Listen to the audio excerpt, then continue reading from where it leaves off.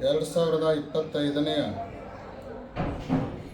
ಯುಗಾದಿಯ ಜಾತ್ರಾ ಮಹೋತ್ಸವದ ಸಂದರ್ಭದಲ್ಲಿ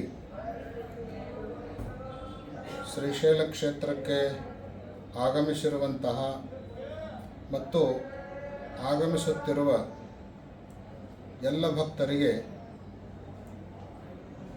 ತಿಳಿಸುವ ಸೂಚನೆ ಏನೆಂದರೆ, ಈ ವರ್ಷ ಶ್ರೀಶೈಲ ಕ್ಷೇತ್ರಕ್ಕೆ ಬರುವಂತಹ ಭಕ್ತರ ಸಂಖ್ಯೆ ಗಣನೀಯ ಪ್ರಮಾಣದಲ್ಲಿ ಜಾಸ್ತಿ ಆಗ್ತಾ ಇರೋದರಿಂದ ಇಲ್ಲಿ ಬಹಳಷ್ಟು ತೊಂದರೆಯನ್ನು ಅನುಭವಿಸುವಂತಹ ಪರಿಸ್ಥಿತಿ ಎದುರಾಗ್ತಾ ಇದೆ. ಆದ್ದರಿಂದ ದರ್ಶನವನ್ನು ಮಾಡಿಕೊಂಡಿರುವಂಥ ಭಕ್ತರು, ಅದು ಯಾರೇ ಇರಬಹುದು, ಒಮ್ಮೆ ಸ್ಪರ್ಶ ದರ್ಶನ ಮಾಡಿಕೊಂಡ ನಂತರ ಮತ್ತೆ ದರ್ಶನಕ್ಕೆ ಹೋಗುವಂತಹ ಪ್ರಯತ್ನವನ್ನು ಯಾರೂ ಮಾಡಬಾರ್ದು.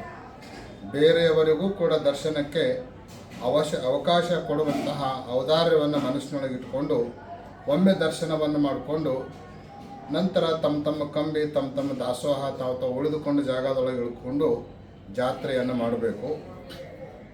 ಆಮೇಲೆ ಪಾಳೆ ಹಚ್ಚಿ ಹೋಗೋ ಕಾಲಕ್ಕೆ ಯಾರೂ ಕೂಡ ಒಂದು ಲೈನಿಂದ ಇನ್ನೊಂದು ಲೈನ್ಗೆ ಜಂಪ್ ಮಾಡಿ ಹೋಗೋದು, ಆಮೇಲೆ ಲೈನಲ್ಲಿರುವಂತಹ ವ್ಯವಸ್ಥೆಗೆ ಧಕ್ಕೆಯನ್ನು ಉಂಟು ಮಾಡೋದು, ಈ ರೀತಿಯಾಗಿರುವಂತಹ ಕಾರ್ಯವನ್ನು ಯಾರೂ ಮಾಡಬಾರ್ದು. ಕರ್ನಾಟಕದ ಭಕ್ತರು ಮಲ್ಲಯ್ಯನ ಮೇಲೆ ಅಪಾರ ಭಕ್ತಿಯನ್ನು ಇಟ್ಕೊಂಡವರು ಅನ್ನುವಂಥ ಏನು ಕೀರ್ತಿ ಇದೆ, ಆ ಕೀರ್ತಿಗೆ ತಕ್ಕಂತೆ ಭಕ್ತರೆಲ್ಲ ವರ್ತನೆಯನ್ನು ಮಾಡಬೇಕು. ಭಕ್ತರು ತಮ್ಮ ಭಕ್ತಿಯನ್ನು ಪ್ರದರ್ಶನ ಮಾಡಬೇಕೇ ಹೊರತು ಶಕ್ತಿ ಪ್ರದರ್ಶನವನ್ನು ಮಾಡುವಂತಹ ಕಾರ್ಯವನ್ನು ಯಾರೂ ಮಾಡಬಾರದು ಅನ್ನುವಂತಹ ಸೂಚನೆಯನ್ನು ಎಲ್ಲ ಭಕ್ತರಿಗೆ ಕಳಕಳಿಯಿಂದ ಈ ಸಂದರ್ಭದಲ್ಲಿ ನಾವು ಹೇಳಲಿಕ್ಕೆ ಬಯಸ್ತೇವೆ. ಸ್ಪರ್ಶ ದರ್ಶನವನ್ನೇ ಮಾಡಿಕೊಳ್ಬೇಕು ಅಂತ ಹೇಳಿ ಹೆಚ್ಚಿನ ಸದ್ಭಕ್ತರು ಪ್ರಯತ್ನವನ್ನು ಮಾಡ್ತಾ ಇದ್ದಾರೆ. ಯಾವ ದರ್ಶನ ಇದ್ರೂ ಕೂಡ ಅದು ಅಷ್ಟೇ ಪುಣ್ಯವನ್ನು ಉಂಟು ಮಾಡುವಂತಹದ್ದು. ಆದ್ದರಿಂದ ಸ್ಪರ್ಶ ದರ್ಶನಕ್ಕಾಗಿ ಕಾಯದೆ ಬೇರೆ ಅಲಂಕಾರ ದರ್ಶನಕ್ಕೆ ಇರುವಂತಹ ಲೈನ್ಗಳನ್ನು ಕೂಡ ಉಪಯೋಗಿಸಿಕೊಂಡು ಸುರಕ್ಷಿತವಾಗಿ ದರ್ಶನವನ್ನು ಮಾಡಿಕೊಂಡು ಭಕ್ತರು ಜಾತ್ರೆಯನ್ನು ಆನಂದಿಸಬೇಕು. ಸ್ಪರ್ಶ ದರ್ಶನಕ್ಕೆ ಹೆಚ್ಚಿನ ಕ್ಯೂ ಲೈನ್ ಇರೋಣದರಿಂದ ದೇವಸ್ಥಾನದಲ್ಲಿ ನಿಯಂತ್ರಣ ಮಾಡೋದು ಭಾಳಷ್ಟು ತೊಂದರೆ ಆಗ್ತಾ ಇದೆ. ಆ ಕಾರಣಕ್ಕಾಗಿ ಅಲಂಕಾರ ದರ್ಶನವನ್ನು ಕೂಡ ಹೆಚ್ಚಿನ ಸಂಖ್ಯೆಯಲ್ಲಿ ಉಪಯೋಗ ಮಾಡಿಕೊಂಡು ನೀವು ಸುರಕ್ಷಿತವಾಗಿ ಆನಂದದಿಂದ ಮಲ್ಲಯ್ಯನ ದರ್ಶನವನ್ನು ಪಡ್ಕೊಂಡು ಜಾತ್ರೆಯಲ್ಲಿ ಪಾಲ್ಗೊಳ್ಳಬೇಕು. ಆನಂತರ ಕ್ಷೇತ್ರದಲ್ಲಿ ಇರುವವರು ಕೂಡ ಬಹಳ ದಿವಸ ಇರಲಿಕ್ಕೆ ಪ್ರಯತ್ನ ಮಾಡದೆ ಕಂಬಿಯನ್ನು ತೊಗೊಂಡು ಬಂದವರು ಕಂಬಿಯನ್ನು ವಾಪಸ್ ಒಯ್ಯಲಿಕ್ಕೆ ಎಷ್ಟು ಬೇಕೋ ಅಷ್ಟು ಜನ ಮಾತ್ರ ಉಳ್ಕೊಂಡು ಮುಂಚಿತ ಬಂದವರು ದರ್ಶನ ಮಾಡಿಕೊಂಡು ತಮ್ಮ ಊರುಗಳಿಗೆ ತೆರಳಿದರೆ ಮುಂದೆ ಬರುವಂಥ ಭಕ್ತರಿಗೆ ಅವಕಾಶವನ್ನು ಕಲ್ಪಿಸಿಕೊಟ್ಟಂಥ ಪುಣ್ಯ ನಿಮಗೆಲ್ಲ ಪ್ರಾಪ್ತಿಯಾಗ್ತದೆ.